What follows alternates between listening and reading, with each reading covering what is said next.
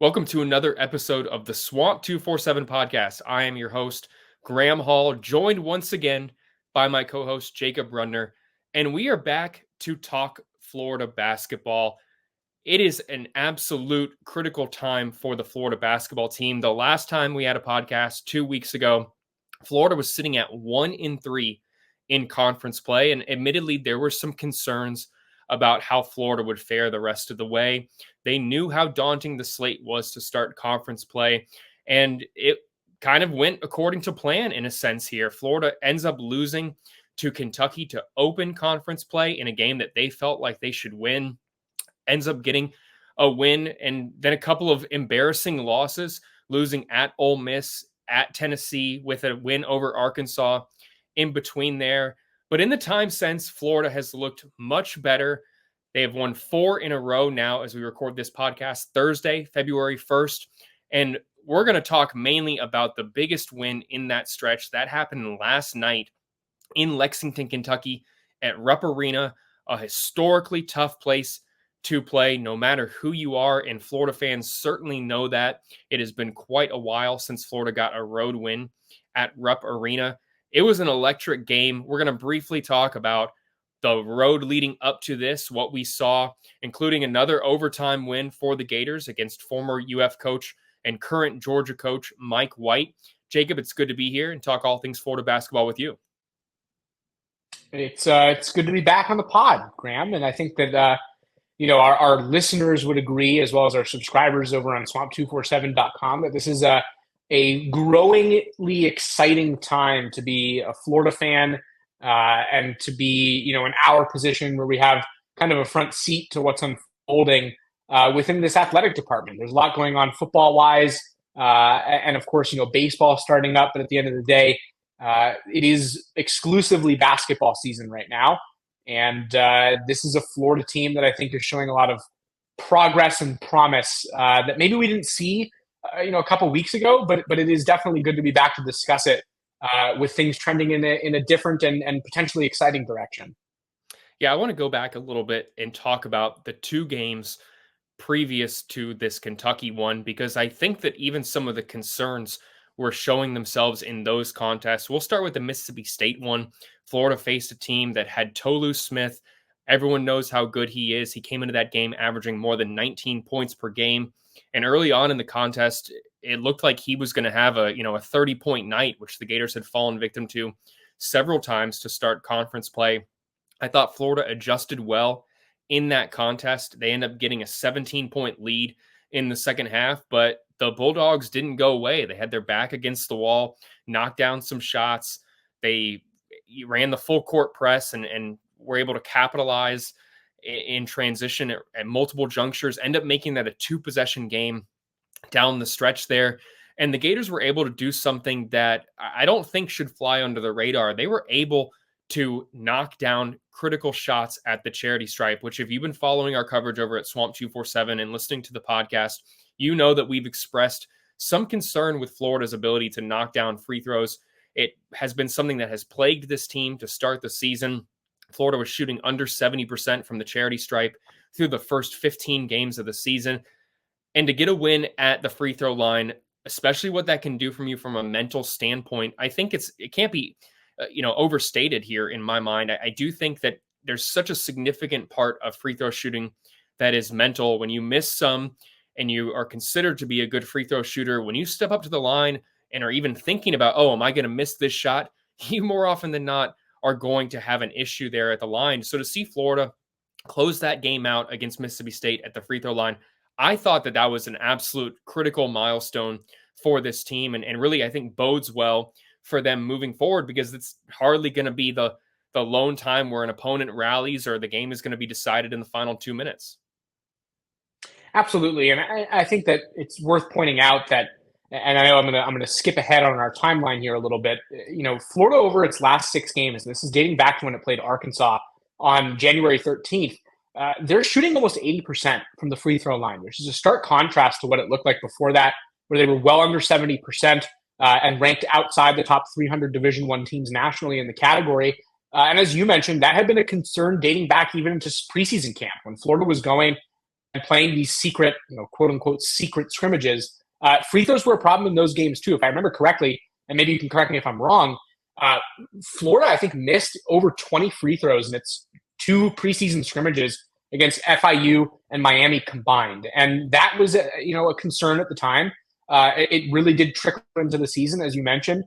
Free throw shooting can become somewhat mental, but we've seen a shift in that category. And I think part of that can be, assessed to the team's dedication to trying to fix that issue. We know that Florida has spent a considerable amount of time recently, especially its front court players, on improving its free throw shooting, trying to figure out ways in order to be more efficient, maybe technically at the stripe. But at the same time, as you mentioned, I think it's really important, Florida has maybe had a mental shift when it comes to its approach to free throw shooting. And that is arguably more important than anything when it comes to that capacity of basketball. These guys have been shooting free throws their entire lives, and it's a streaky aspect of the game. Once you get out of the loop a little bit mentally, or out of a rhythm mentally, it can really be prohibitive as far as success goes moving forward. And I think we saw that as the season started to go on. And maybe now there's kind of a different mindset when it comes to the free throw shooting.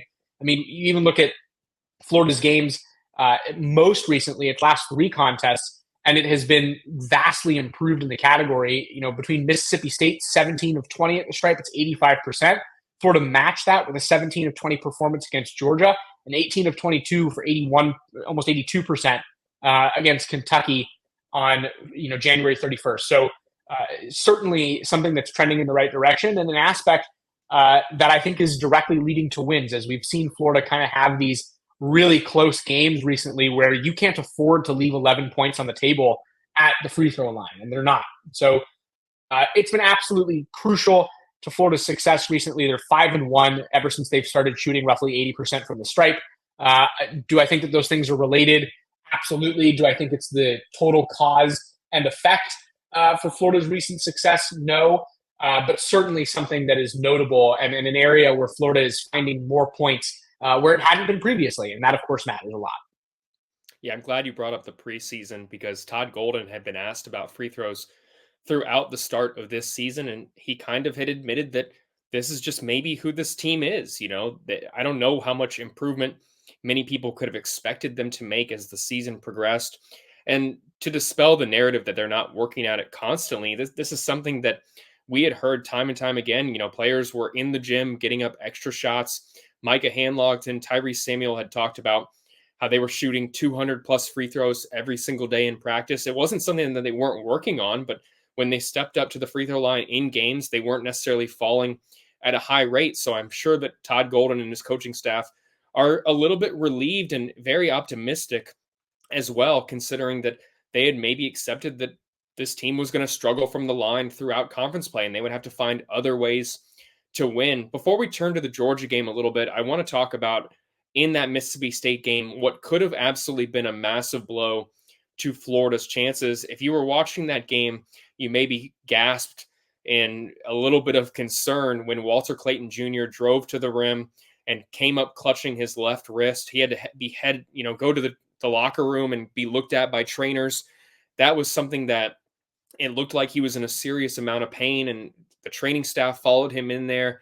Dr. Kevin Farmer came down from the stands to check on him, and usually that can lead to concerns about whether this guy is going to be out for a significant amount of time. But not only did Clayton return to the game shortly after that, he ended up leading Florida in scoring in the second half with 12 points, knocked down some of those critical free throws, as well as some big 3-pointers as well. I think he had 2 3-pointers and ended up hitting 6 free throws, all 6 of his free throw attempts in the second half of that win over Mississippi State. That, in my mind, getting him back with no long-term concerns about how he would fare, that was just as important in my mind as securing the victory for the Gators, because that is a critical piece for the team. And if they had lost him, we have seen the backcourt behind him. I think that there would have been a significant drop-off, but I think it also speaks to what Todd Golden has said throughout the start of the season, that this is arguably the toughest player on the roster. So for him to overcome that, however minor, bone bruise and return to the contest, I think was just massive for Florida's ceiling remaining where it was. Talking about Georgia a little bit, though, I think that this was a game that many people expect to, dominate Georgia here. But if you've been following the Bulldogs and how they've fared under former UF coach Mike White, this is a team that has some quality wins under its belt. They end up winning a game against South Carolina a couple of weeks ago that I think a lot of people say, well, it's just South Carolina. Well, look at what South Carolina is doing right now, sitting here at 18-3 right now, favored inside the top 50 in KenPom. And if that game were to happen today, I think South Carolina would be favored in that contest. Georgia wins that game, and Florida absolutely, I thought, put on a really good performance once again, ends up getting a 17-point lead. But in the final minutes of that game, the Bulldogs outscored Florida 24-8, erased the deficit, tied the game, and had a chance to win it at the buzzer in regulation. Will Richard comes up with a steal, drives the entire length of the court. His shot doesn't fall, and we head to an overtime period where Florida is able to secure a victory. What did you make of that game? What can it say about Florida's efforts in overtime? Because before that, we had seen the Gators play just one overtime game back on, I think, December 19th against Michigan, a team that certainly isn't living up to expectations, but sent Florida to multiple overtime periods. I thought that the ability to rally in overtime after giving up such a significant deficit, having the opponent overcome a monumental lead, that can lead to a drop-off in motivation. And Georgia had all the momentum. I thought Florida's ability to end up securing that win, no matter how long it took, really spoke to the mindset of this team and how mentally tough they are right now to rally once again when it looked like they had the game in the bag with 8 minutes to go.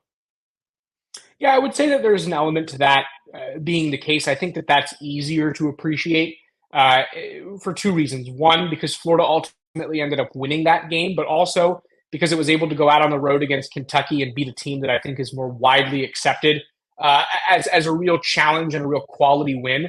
And so in hindsight, we can look back on that Georgia performance and really pinpoint Florida's toughness and ability to overcome certain aspects. But me personally, Graham, I really appreciated Todd Golden's comments after yesterday's game, in which he was pretty much asked, your team has been really good when it comes to securing victories in overtime. Is that something that, helped you at Kentucky? And he pointed immediately to the Georgia game and pretty much said, we wish we weren't in that situation. We don't want to have to prove that we're mentally tough and can handle overtime. He said specifically, our guys are proving to be comfortable in those moments, referring to overtime games, which is true. But I would prefer, Todd says, to win in regulation, to be honest. And I think that that is a pretty reasonable sentiment and takeaway from the game. I think that Florida put itself in a position that was, nearly disastrous. I think that that would have been one of those losses that you look back on at the end of the season when it comes, selection Sunday time, and you say, man, had you just won that game, maybe the season would have gone differently. Florida was obviously able to prevent that, which takes the fortitude that you're talking about. And there was a lot of precision play from the Gators in overtime. Again, the free throw line proving to be an area that kind of sealed it for the Gators. And I think that that's kind of a trend that we're noticing recently, that Florida's able to start winning some of these games at the stripe, which again is not something that was occurring earlier on in the season. But yes, to your point, lots of resiliency from the Gators demonstrated in that overtime period. It does seem as though once they get into these crunch time overtime moments, and we can go back to a game like double overtime win over Michigan several weeks or months ago now at this point. Another example of how this team does tend to come together when it matters most and figure it out and find a way to win the game. And have we seen some instances where they've fallen short? Yes, I would point to the Kentucky game where you kind of lose that in crunch time and allow a game that was, really kind of in hand to slip away. But Florida does have some chemistry and some qualities that allow it to be able to perform in these scenarios. I think that something else that I would point to that doesn't have to do with, the mental side of the game, something a little more tangible, is its pace. I think that Florida's pace allows it to get away with a lot. You can be a little bit more free-flowing offensively, and you get into these situations in overtime, and you're essentially just bullying opposing teams, out of the gym, and you're outpacing them. Florida's aggression stays really high in the overtime period, and I've been impressed with the way that they've handled those scenarios, whether or not they should be in them, is a different story. But certainly a good quality to have. If you need to go to overtime, the ability to be resilient and to kind of stay poised, which is something that we've seen from the Gators so far this season, is of course critical. And there's no reason to discount that. So, I think I agree with Todd Golden's sentiment, just to summarize here. But I would say that, it is important, to your point, that they're able to go into these, 5-minute games essentially and come away with a win. And Florida has become quite good at that. Yeah, certainly no team would prefer to go to overtime rather than win the game in regulation, but it's much better than a loss. And that brings me to, I think, our game from last night. It looked like in a game that featured 25 plus lead changes, I think 29 lead changes, the Gators last night trailed by 4 against Kentucky with under a minute to play. Zion Pullen came up huge. And obviously, I think that we'll talk about Walter Clayton's shot here in a little bit to send the game to overtime. But 2 of the outstanding questions about Florida coming into that game were, how would they fare in road contests? And considering what we had seen at Ole Miss, at Tennessee, certainly was a question mark for this team. And the other one was what we just talked about. Were they able to maintain their level of aggressive play and stay in a close contest down the stretch here? And I think both of those were just as significant to maybe the narrative of this Florida team, if you want to call it that, than the actual win itself. It validated in their eyes that they could win on the road and that they can close out a tough game, and get a critical shot. You had posted after the game that Todd Golden believed that this team needed to find clutch shooters that could hit a shot in the moment. And Walter Clayton did just that, gets the ball from Zion Pullen with 7 seconds to play, pump fakes, sidestep to his left, drills a 3-pointer with 5 seconds remaining in the contest to tie the game in the final seconds, and Kentucky can't get a shot up. There's obviously been some criticism for Kentucky about why maybe they didn't foul there at the end of the game, just where the analytics are in that contest. You give yourself a better chance to win that game when you send the opponent to the free throw line and make them have to foul you afterwards. And I think certainly John Calipari is sitting here Thursday morning questioning some of the decisions that he maybe made down the stretch. But if you remember, right before that, the Wildcats split a pair of free throws at the line. So it wasn't necessarily a given that they were going to step up and knock down a pair of free throws and win a game at the line. Maybe he felt as if his defense was absolutely what would give them the best chance. But Florida, for the 3rd time this season, goes to overtime and gets a win, improves to 3-0 in overtime games. That was a win that you had not seen at Rupp Arena in some time. First win over a top 10 ranked opponent since 2003. That honestly blew my mind, just the amount of close games that you've seen Florida be in, the amount of top 10 teams that you're going to end up playing in the SEC. To have gone more than 2 decades without a win over a top 10 team on the road, I think it speaks more to anything than just how tough it is to win on the road in college basketball, especially in the SEC. Florida gets it done. Obviously, Walter Clayton was huge. Zion Pullen was huge. But Tyrese Samuel, I was a little bit surprised that his bounce back performance hadn't been given a little bit more of a highlight. If you remember back on January 6th, he was held to a season low 3 points, hauled in 7 rebounds, but really was not a massive factor in that game against the Wildcats, a game that Florida lost in the final 90 seconds. You get a performance like him, a historic performance from him in Rupp Arena, and you see what this team is capable of against a team in Kentucky that has a whole lot of length. What did you make of just how that game unfolded and Florida's ability to consistently rally even when Kentucky took a lead? And they had a massive lead in my mind in the first half there, led by 10 as the end of the first half approached. Florida had a critical final 2 minutes of the half and then comes out of the gate hot in the second half. Just what do you make of how that game unfolded and the grit, I think you could say, that Florida displayed? Yeah, I'll break it down in a couple ways, but to answer your first that last point, Florida was not in a good position to end that second half. They had gone over 5 minutes with no field goals until the 52nd mark of the first half when Zion Pullen, I believe he hit a 3 and then a jumper, or maybe in the opposite order, but those are the shots that he hit to give Florida a little 5-point burst to end the half.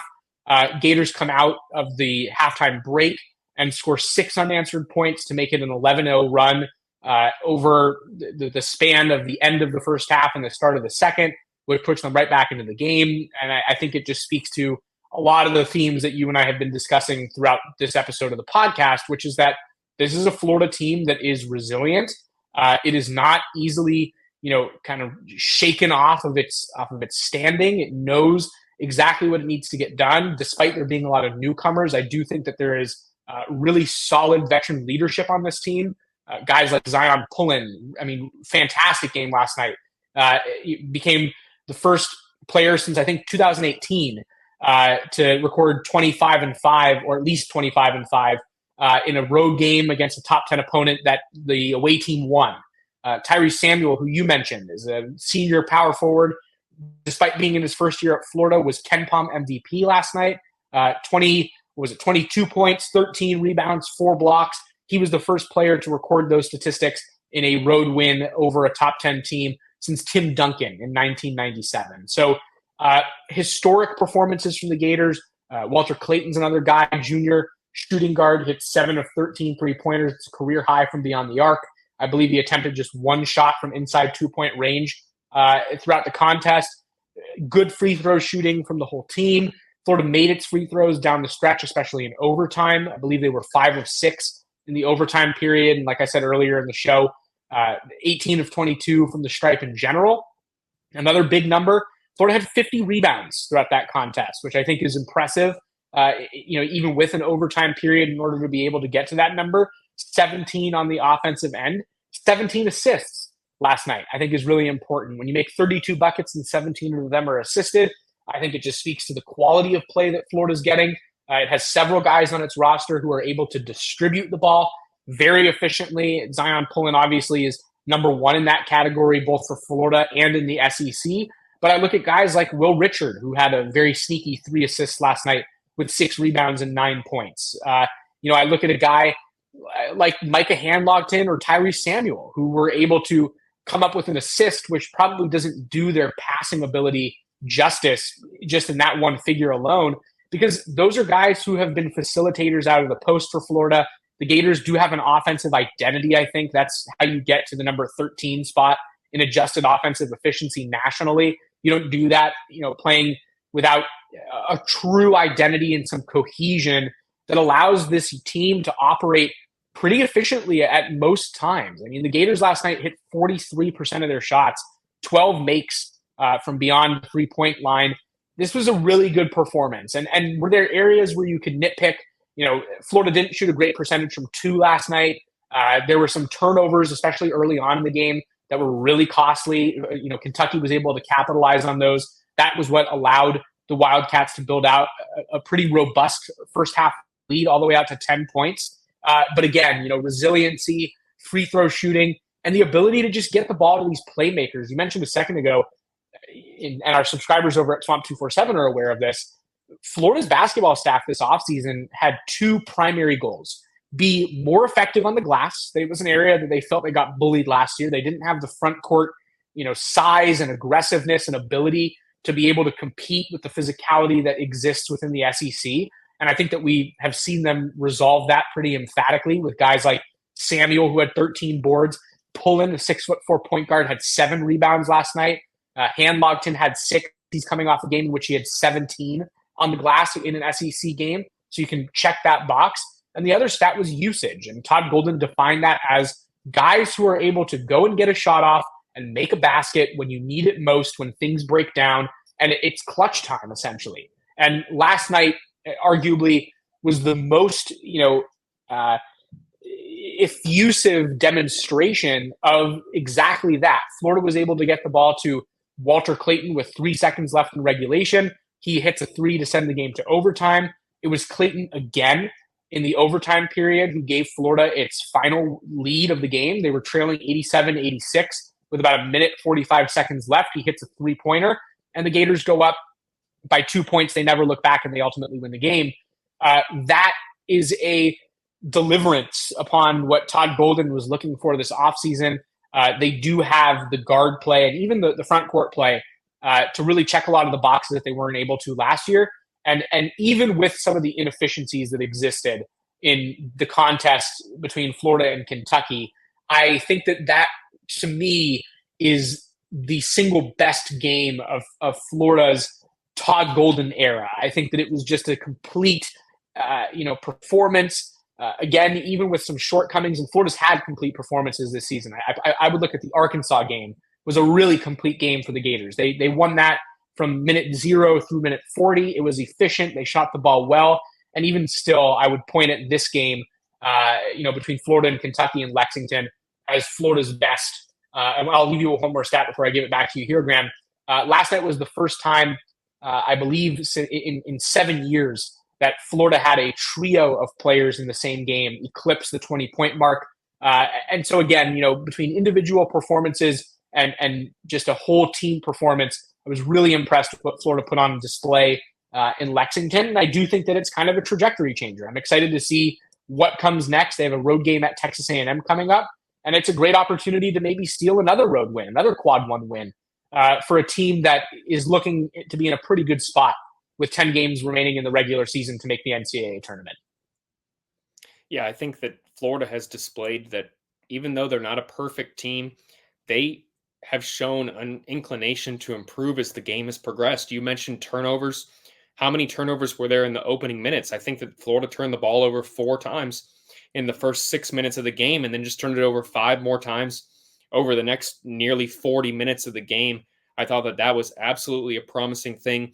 There's always going to be a little bit of a feeling out in the beginning of these games, seeing what the opponent is doing, how you can adjust. We saw that against Mississippi State as well, which was honestly one of the uglier starts to a game that I can remember here. But Florida has shown an ability to adjust time and time again. And I think that maybe even more than the results speaks to the coaching prowess of Todd Golden and his staff. If you're still out on him, I'm not saying you should be 100% in, but from my opinion, I do think that there's a lot of evidence that, he knows what he's doing from an in-game coaching perspective. Even if Florida has given up 17-point leads recently, give the credit to the opponent. I don't think it's an indictment of the head coach. Obviously, that's easier to say right now coming off a win over the Kentucky Wildcats in Lexington. Like you just said, Jacob, we will know a lot more about the trajectory of this team in the coming weeks. They do have some winnable games, playing LSU, Vanderbilt on the horizon as well. But next up for Florida, going to College Station to take on Texas A&M before returning to Gainesville to take on an Auburn team that is clearly one of the best in the country. That's going to be a sold-out game for the Gators for the 4th straight weekend, so it's absolutely going to be a well-attended affair, a loud one as well, where Florida is hoping that the crowd is on their side and they can end up getting a win over the Tigers. We'll be there to cover the game, and we'll be back on the podcast to talk about it and more. But that's going to do it for this episode of the Swamp247 podcast. I'm Graham Hall, joined by Jacob Rudner. We'll see you next time.